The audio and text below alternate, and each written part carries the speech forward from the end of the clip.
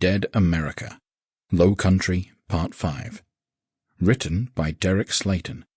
Narrated by Aaron Smith. Chapter 1. "Morning, Princess," Troy drawled as Grace stretched, groaning as her back crackled.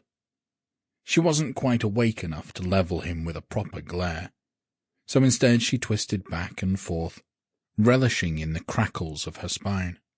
A ragged yawn overtook her, and she rubbed her eyes. "Needs a sleep after yesterday's badassery," Hawk said, his deep voice echoing through the cells.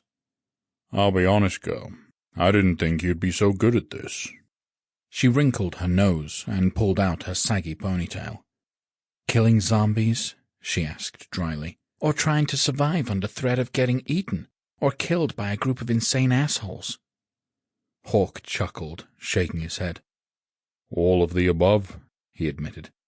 "No offense, but you don't look like much in a fight at first glance."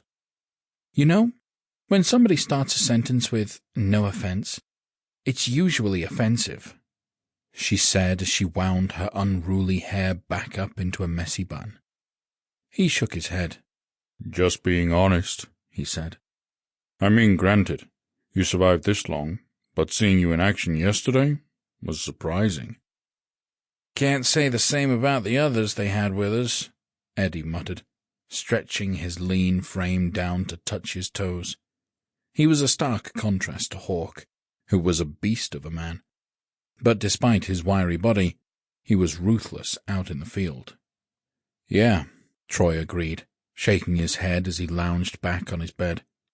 "Those poor suckers didn't know what hit 'em. It was almost more of a liability having to deal with them than an asset having extra bodies to help out." Grace sighed. "They're fucked either way," she mused. "Either they're useful and they try to help and die, or they refuse and QXR kills them."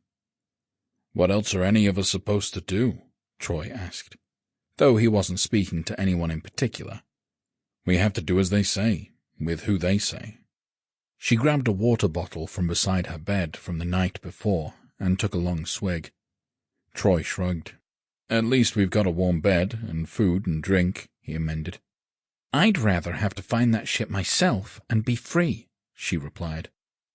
"We'd be fighting zombies either way," he said. She shook her head. "On our terms, though. Everything we do right now isn't for us. It's so that QXR can solidify their own position of power."